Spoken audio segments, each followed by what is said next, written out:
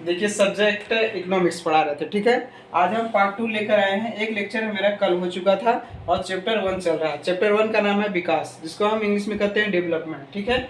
हम क्या कर रहे हैं, क्वेश्चन को लिख ले रहे हैं, उसको हम समझा दे रहे हैं, ठीक है। किसी को आपको नोट्स की जरूरत होगी तो आप इस नंबर में आप संपर्क कर सकते हैं 990651 ठीक है। किसी 10th के विद्यार्थियों को अगर इकोनॉमिक्स या और कोई भी विषय का नोट्स चाहिए होगा तो आप इस नंबर पर व्हाट्सएप कर सकते हैं और अपना नोट्स प्राप्त कर सकते हैं, ठीक है, ताकि आपके परीक्षा में मदद हो सके। तो चलिए हम पहला क्वेश्चन लेकर आए हैं। देखिए आपका मोहर लग चुका है कि 2014, 9 और 15 में पूछा है, ठीक है। इस बात को ध्यान में रखिएगा। जो मोहर लगा है वो आपके लिए ज़्यादा ज़रूरतमंद है, आपको सहायता करेगा एग्जाम में, ठीक है। क्या कर रहा है, हमारे देश का विकासतम लक्ष्य क्या होना चाहिए। तो हमारे देश का या किसी देश का विकासतम लक्ष्य क्या होना चाहिए, तो वहाँ का प्रति व्यक्ति आय होना चाहिए, उच्च शिक्षा होना चाहिए, उच्च रोजगार, अच्छी रोजगार होना चाहिए, अच्छी स्वास्थ्य व्यवस्था होना चाहिए। यही हमारा आंसर हो जाएगा। तो आप लिख दीजिए कि हमारे देश का मतलब क्या है, विकासतम लक्ष्य यही विकास होने का यही है कि हमारे अच्छी स्वास्थ्य मिलना चाहिए, अच्छे रोजगार मिलना चाहिए, अच्छे हमारे पढ़ने के लिए विद्यालय होना चाहिए। इस तरह से आप अपने भाषाओं में लिख सकते हैं, ठीक है। अब क्या करते हैं, राष्ट्रीय आय से क्या क्या व्यापार है। तो राष्ट्रीय आय कह रहा है कि राष्ट्रीय आय क्या है, तो राष्ट्रीय आय उसको कहते हैं जो हमारे देश के अंदर उगाई जाती है।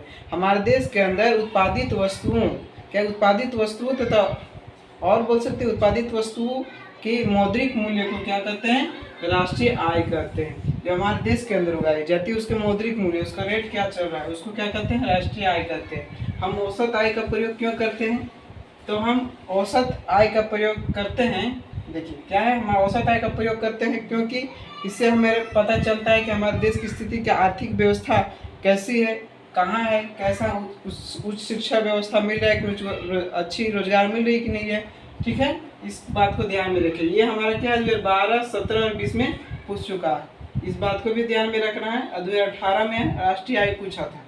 अब पूछ रहा अगला क्वेश्चन, किसी देश का विकास किस पर आधारित निर्धारित किया जाता है। क्यों, तो किसी देश का विकास निर्धारित किया जाता है कि वहाँ देखता है कि आर्थिक विकास, तो आप एक लाइन में लिख सकते हैं इसका आंसर, आर्थिक विकास के आधार पर। वहाँ का देखेगा, किसी का भी देखिए शादी ब्याह होता है तो उसका इनकम देखा जाता है। तो हमारे देश का एक तरह से मान लीजिए कि इनकम देखा गया कि हमारी स्थिति कहाँ है, तो हम किस पर करेंगे, आर्थिक विकास के आधार पर, कि मतलब वहाँ का हमारे देश का इनकम क्या है, क्या सोर्स है, ठीक है।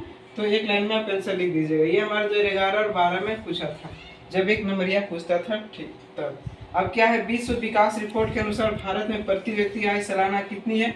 कल ही बताए थे कि विश्व विकास रिपोर्ट जो बताया था, क्या बताया था कि 35,000 जो कमा रहा है वो क्या है, विकासशील है, मतलब विकास की ओर बढ़ रहा है, ठीक है। जो 4,53,000 रुपया कमा रहा है वो क्या है, वो विकास कर चुका है। और जो क्या है, जो 35,000 से नीचे कमा रहा है वो हमारा विकास नहीं कर पाया, ठीक है। इस बात को ध्यान में रखिएगा। तो पूछ रहा है कि विश्व विकास के रिपोर्ट के अनुसार भारत में प्रति व्यक्ति आय सालाना कितनी है, तो कितना है, 28,000 रुपया।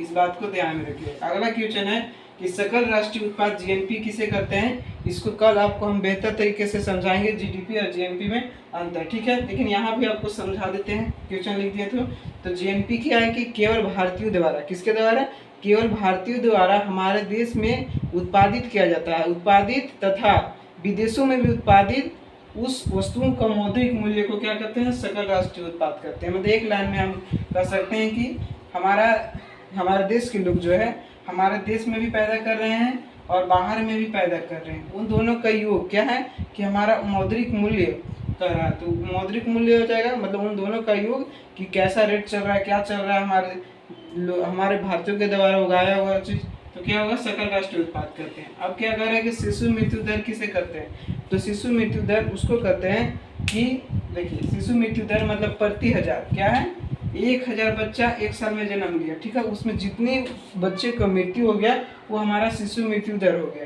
तो अब एक क्वेश्चन कर लिखवाएंगे कि हमारे देश में 2011 के जनगणना के अनुसार शिशु मृत्यु दर कितना है, तो 1,000 में जो है कि हमारे 44 की डेथ हो गई थी, ठीक है। यही है आपका आज का वीडियो, यहीं तक रहेगा।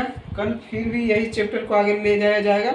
आप वीडियो में बने रहिए, लाइक करें, सब्सक्राइब करें और अपने पढ़ाई को बेहतर तरीके से करें।